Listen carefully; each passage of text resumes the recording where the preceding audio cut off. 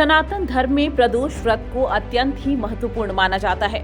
इस दिन भगवान शिव और माता पार्वती की पूजा अर्चना का विधान है। मान्यता है कि इस दिन पूजा करने से सभी मनोकामनाएं पूर्ण होती हैं। हर महीने में 2 बार पड़ने वाले इस व्रत का महत्व काफी अधिक है। इस महीने 9 जनवरी को प्रदोष व्रत पड़ रहा है। इस महीने का प्रदोष व्रत विशेष है। इसे भौम प्रदोष कहा जाता है।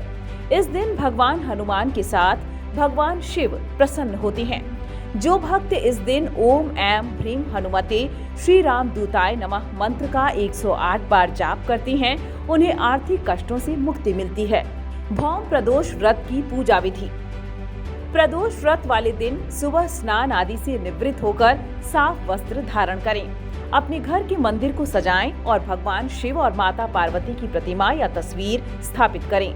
भगवान शिव को बेलपत्र, भांग, धतूरा, मदार पुष्प, पंचगव्य आदि अर्पित करें।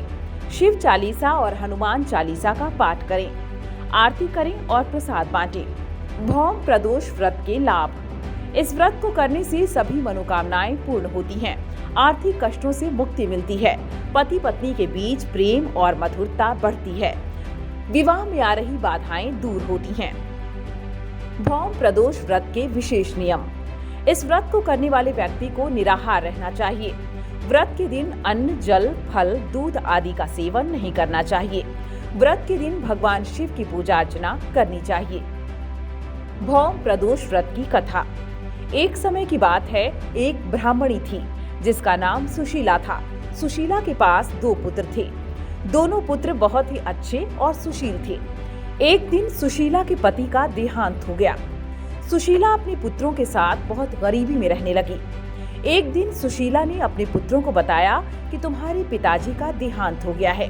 अब हम दोनों ही इस संसार में अकेले हैं। हमें कुछ ऐसा करना होगा जिससे हमारी सभी समस्याएं दूर हो जाएं। सुशीला के पुत्रों ने कहा कि हम भी तुम्हारी मदद करेंगे। हम कुछ ऐसा करेंगे जिससे हमारी सभी समस्याएं दूर हो जाएं। सुशीला ने अपने पुत्रों को बताया कि हर महीने के कृष्ण पक्ष और शुक्ल पक्ष की त्रयोदशी तिथि को प्रदोष व्रत रखा जाता है। इस व्रत को करने से सभी मनोकामनाएं पूर्ण होती हैं। सुशीला के पुत्रों ने कहा कि हम इस व्रत को जरूर रखेंगे। सुशीला के पुत्रों ने प्रदोष व्रत रखना शुरू कर दिया।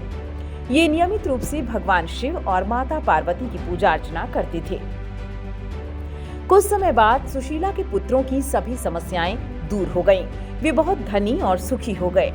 प्रदोष व्रत एक अत्यंत ही महत्वपूर्ण व्रत है। इस व्रत को करने से सभी मनोकामनाएं पूर्ण होती हैं। आर्थिक कष्टों से मुक्ति मिलती है। पति पत्नी के बीच प्रेम और मधुरता बढ़ती है।